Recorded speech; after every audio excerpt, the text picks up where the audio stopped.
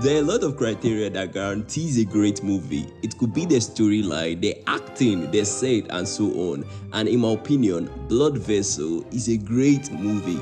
10/10 if you may. I'm not saying this so you could keep watching, but if you do, you'll see why. My name is B and I will be taking you through the progression of this movie. Quick disclaimer, this video is made only for educational purposes only. In no way is it a replacement of the original. You could head to Netflix for the full experience. Please like and subscribe because it really does help the channel out. The movie opens with a land view of the community called Nembe somewhere in Nigeria. Now, the community is flourishing with so much green, which the narrator owes to God's blessing, but the people were impoverished, however, happy and contented, until crude oil was found in their lands. But rather than discovery being a good thing, its exploitation became the cause of the community, which resulted in no drinkable water, death of the sick creatures, and even children. Some community youths protested against the environmental catastrophe, which brought about an uprising against the government and the military. It may seem like the movie is taking that progression, but no. In fact, this is Abi, the narrator's love story, and he assures us that the uprising would find a way to meddle with his life. Trouble started when a fraction of the protesting youths decided to hit the pipelines, just a harmless gesture that should make the government take their demands seriously. But in the course of it, an army official literally got burnt in the fire and the army wants retribution. You still don't see how all this connects to Abi, right? Hold on just a minute. Remember his girlfriend? Well, she's pregnant with his child, but her father wouldn't have it. He swears it's an abomination, which will be made clearer later, but for now, he locks the girl up, whose name is Oyin by the way. He instructs his son to watch her while he briefly leaves to castrate Abi, after which he would send Oyin to a different city to get an abortion. In a different community, two brothers, Olotu and Jidekene, are preparing to leave the country, but by sea. Olotu, the eldest brother, tries to talk the younger one out of it, but he was steadfast. For someone trying to japa, I know there may be uncertain emotions. However, Jidekene chose to wear anger. Let's just keep an eye out for that guy. The chaos in Nembe is plastered all over the news, and this could raise concerns since they will be passing through the community. They say their farewell to their mom before they leave. Onyi's father, who was still out looking for Abi, missed him in the market where he was purchasing roasted yam for his daughter. This guy's a fun treat though. In a hilarious turn of events, while the man went to Abi's house, Abi went to his. He quietly got to Onyi's window, and you could see why they're saying there is no love like an unapproved love. She detailed him her father's plans to abort their child, and he quickly sprang into action to free her by cutting off the protector covering the AC unit to her room.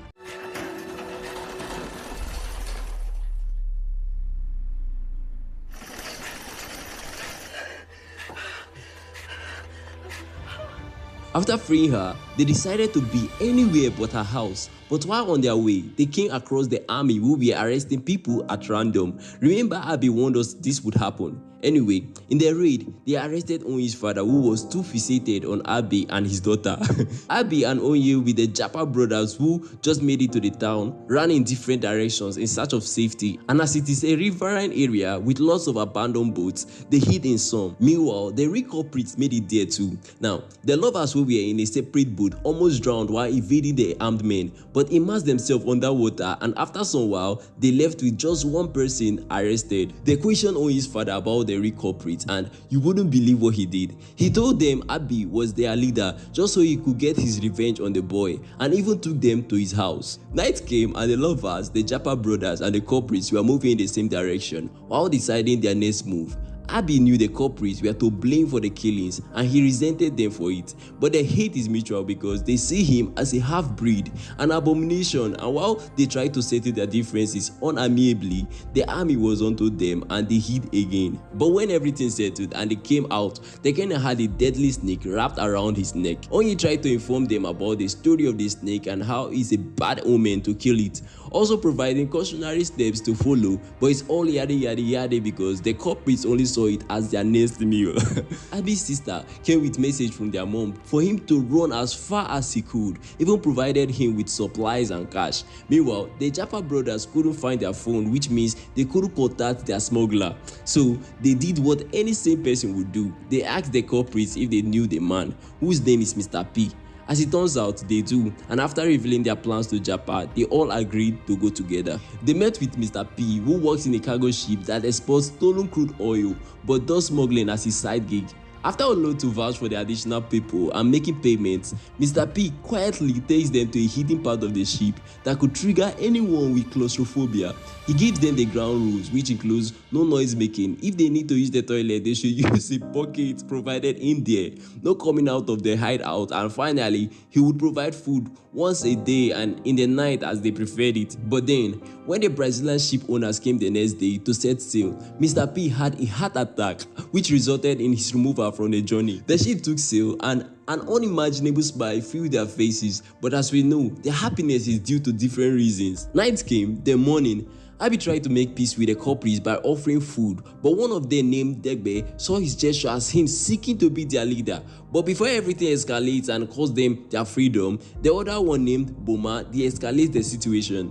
In my opinion, they have bigger problems like the bucket of excrete that has made his presence dominant in the room. The ship stops briefly in Ghana and a lady of easy virtue for the master's servicing boats in. But during this short break, the Ghana Navy was onto them. Now, the interesting thing is, this isn't Igor, the ship owner's first rodeo, as he believed he could just bribe his way out. But this was a different commander and he wouldn't budge. The Navy held them until morning, and at this time, the stowaways were troubled, the ship wasn't moving. So they played spin the bottle to decide who would go out to check the situation of the ship. It fell on Jidekene, but his overprotective brother wouldn't have it and tried to stop him. But luck was on their side as the ship started moving again, and it's made clear that Igor has connection in high places.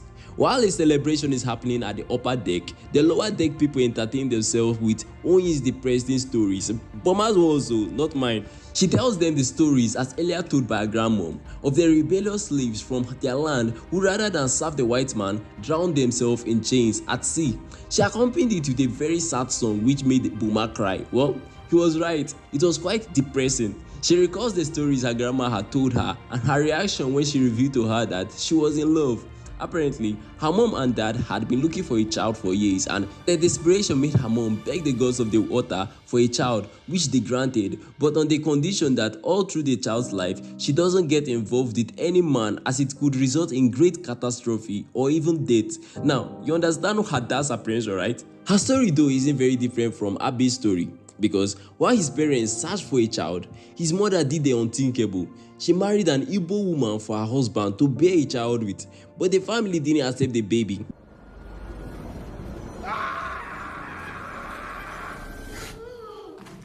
They begets a nightmare, and we see that the protective demeanor he portrays couldn't shield him from the trauma the killing of the soldier caused. Abe came true for him, being a listening ear to his troubles and somehow, not a spark of friendship though, but they shared a drink, and from his blank expression when he drank it, you will just know that there's something to this guy, you know. After enduring several days with no food, they believes to find food. He carefully makes it to the kitchen where he helps himself to a mouthful, but he gets caught and locked by Igor's mistress. The alarm gets triggered, and while he tries to get back, he gets knocked out by the security men. Even though it's been a while since Debe left, Abe follows suit to get drugs for Onyi, who was down with fever.